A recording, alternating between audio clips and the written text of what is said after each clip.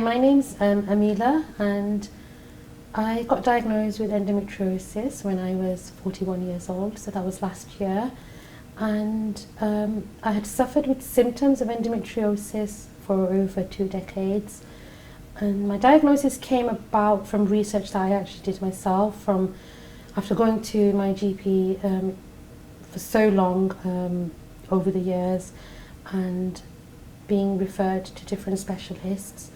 Always had an ultrasound scan done and then would be sent away saying there's nothing wrong with me. And I know my body better than these medical professionals that I was going to see. And so I thought, right, it's time to take action myself. So I started to do research. And every time I put my symptoms into what I call Dr. Google, endometriosis kept coming up. I can pronounce the word now, but then I hadn't a clue how to pronounce it. So I thought, right, I'm going to go to my GP, not to make a fool out of myself. I took a printout and I said to my GP, pointing out at the word, and this is what I think that I have. I tick all the boxes for all of the symptoms. So please, can you send me for help? Fast forward, I went to one hospital and was told after scans, there's nothing wrong with me, go away, there's nothing we can do. Left away quite upset and frustrated, and thought, okay, had to do a self-check, like, is this all going on in my head, or actually is this real, are these symptoms real, and is my life being affected so badly, is it real, or am I imagining it all? Went away and asked for a referral to another specialist centre this time, and again went there, had to see about 5 different consultants before I was heard.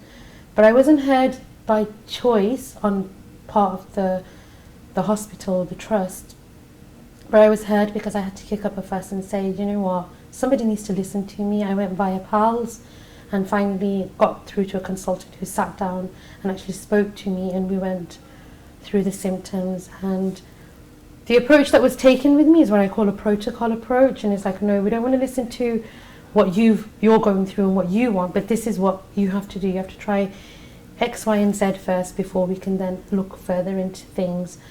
Going forward, in March 2018, I went to have a laparoscopic surgery and was told after that, nothing wrong, found nothing.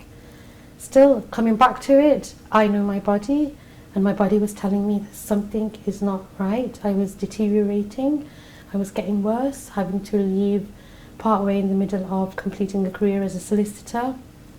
Leaving all of that, I didn't do it for fun. I didn't do it because there was something going on in my head. It's just physically my body could no longer cope with the exertion of everyday life, everyday work. So I had to take time out, and since I've been on time out, followed my instincts, did some research, found myself another consultant. I live in Birmingham. This consultant practices at a hospital in Surrey, and so off I went with my records from the hospital where I had my laparoscopic surgery, went to meet this consultant, showed him the images, black and white images, taking into consideration that it was black and white images, and he said, that is endometriosis. And I said to him, are you sure? Like, can you have another look? These are black and white images. Like, and he was, yep, that's endometriosis. I said, okay, I'm going to get colour images and send them to you because I want to know that that's what you're seeing for certain. So I got that opinion from him after sending the colour images. He confirmed again.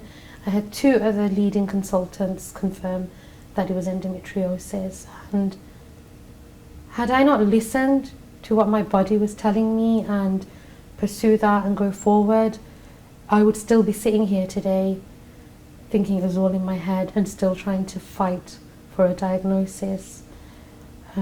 So yeah, that's where I am at today. I'm due to have a hysterectomy now, which for me hasn't been a challenging decision because I knew hysterectomy is what I want, because I want my quality of life back. But having said that, knowing that I don't want to have children now doesn't mean that I never wanted to have children, and it's something over the years I've become content with, not because of the endometriosis, but over the years I wanted to pursue a career, and in order to do that I was able to become content with the decision of not having children. But I don't think it's easy for any woman to have to wait to come this far after over 2 decades at a stage where hysterectomy is the best step and the next step forward for me. The advice that I give to women is listen to your body. You know your body better than anybody else does. What I started to do, I started to write down all of my symptoms, and so that when I would go to see whether it's a GP or a consultant, that these are my symptoms, I need to understand why this is happening to me, and be persistent. Be persistent until someone can explain to you why your body is going through what it's going through. And the other really big advice that I give to everybody is, when you're sitting with your consultant or with your GP, whatever they're explaining to you, the threshold for me is, can I go back and explain this to a friend or a family member? And if my answer is yes, then that means I've understood what my GP or my consultant has explained to me. And if the answer is no, then it means I haven't understood it and therefore unable to explain it back to someone else. I work at the community that I'm from. I come across women every day with language barriers, and even those who don't have language barriers but aren't able to understand official discourse very well. And it really scared me to think that I was able to take this further and go from one consultant to another consultant and various different hospitals. But then what about those women who aren't able to speak English very well or don't speak English at all? How they would go forward to push for their diagnosis. So I thought, okay, I want to do something. And I was already being supported by women with endometriosis who I came across via social media. And then I decided that I wanted to not just get help from them, but also to give help back to others, and became an ambassador for the charity. And that's probably been one of the best decisions and the best things that I've done in my whole entire life, because it's allowed me to create a platform alongside the charity Women with Endometriosis and support women who have got language barriers, and even those who don't have language barriers, to actually push for a diagnosis, to push forward and ask those questions, those difficult questions, to their GP or to their consultant, so that they can move forward towards a diagnosis and then possible treatment. The charity itself has been amazing. Always there, the CEO and the founder of the charity, a phone call away, a message away.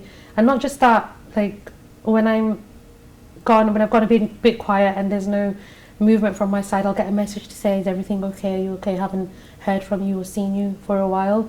And they really do go out of their way to keep in touch with you, to find out how you're doing.